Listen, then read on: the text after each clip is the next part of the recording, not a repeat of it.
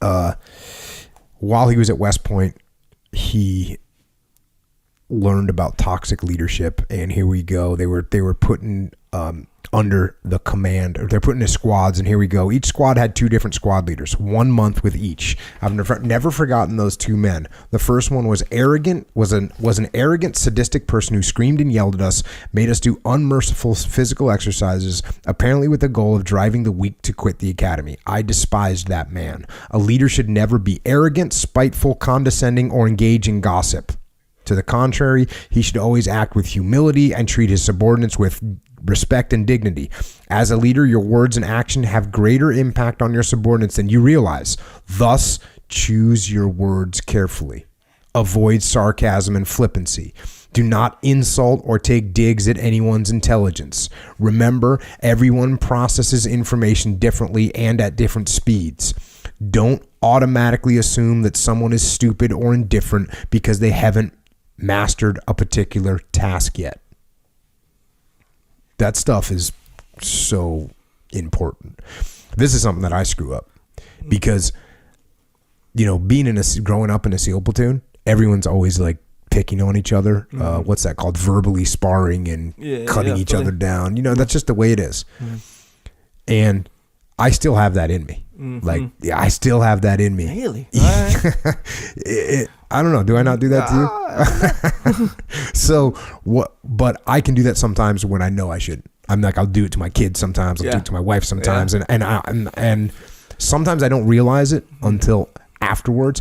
And the thing is, in my mind, I'm kidding. Yeah. Like it's all good. Like I have no ill will, but you can't do that. Yeah. So that's one I need to always be careful of, because I have a tendency to treat other people like they're E5s in a SEAL platoon with me, and that's not always good. Yeah, especially the wife thing. You mentioned that before, the wife thing. Yeah. I said this was the other day, January 1st, right? First day of the new year, and I forget what my wife did. Yeah, I forget what she did, but I was like, oh, what a loser, right? Yeah. And here's the thing. I've said that plenty times and, whatever, to her. And she said it to me or whatever. But not on Christmas Day, you didn't. New Year's Day. But not on New Year's Day. Either way, it was it's not like with you. If I said that or something like that or whatever, you'd be getting choked. There would be a consistent reaction, I think. 100% consistent. Yeah, you're right. Where you'd be like, yeah, it's obviously, I don't really think you're a loser. Right, the fact I said it is part of verbal smart, whatever. Right. That's a consistent kind of interpretation. Verbal you shits. Yeah. And, but, so she said back, she's like, oh, first insult of the new year. Kind of like, sure, that was her joke back. Right? Like, the first day of the new year. But that's still a little. It's still a little like, and what I interpreted that or read into it is that, dang, like, it didn't take you much time to start messing with me like that, Like, it's like, that's what she said. Yeah. That's what she was my thinking. Interpretation. You were right. Yeah, I think I was. Your interpretation was correct. I felt it immediately.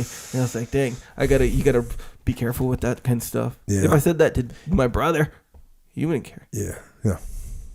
This continues. Back to the book. Contrary to popular belief, yelling at and berating your subordinates will not make them move faster, nor will it inspire their loyalty. In fact, it may encourage them to begin plotting your demise.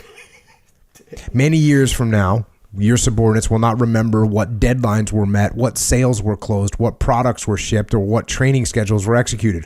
What they will remember is how you, the leader, treated them. Whether you inspired a climate of trust and dignity or ruled through fear, metrics, and intimidation. It's interesting. And again, that's something that I don't do. Like, I might take jabs at people in a fun way that sometimes are not as interpreted as fun as I want them to, but I don't yell at people. I don't berate them. Don't do anything like that. And this is 100% right. When you see people like that, it's not good. And when I started on this, like working with civilians, I think people actually thought I was going to come and yell and scream. Yeah. And I'd be like, no. And Leif and I used to be like, Leif, when we worked together for 18 months, how many times did I raise my voice at you? And he'd be like, 0. Mm-hmm. And we sometimes make the audience guess, you know, or whatever. Yeah, yeah. And Leif always cracks the joke of like, there's a lot of times he wanted to yell at me, but that just doesn't work. Yeah. Yeah, that is interesting how people think that you're going to do that. I know. Maybe because that's good. Maybe. Yeah, maybe that's kind of part of the whole thing, the whole picture, you know. But why do they think that? Maybe because you yell and scream at other situations. I don't, though. Well, I have a few videos of you yelling and screaming. Yelling and screaming what? I don't know. Stuff. When you get into other stuff, you don't never yell and scream at someone. Oh, you mean like you get fired up. Oh, okay. Well, that's a little bit Yeah, different. I mean, yeah. if I'm raising and my voice is being a little bit more poignant.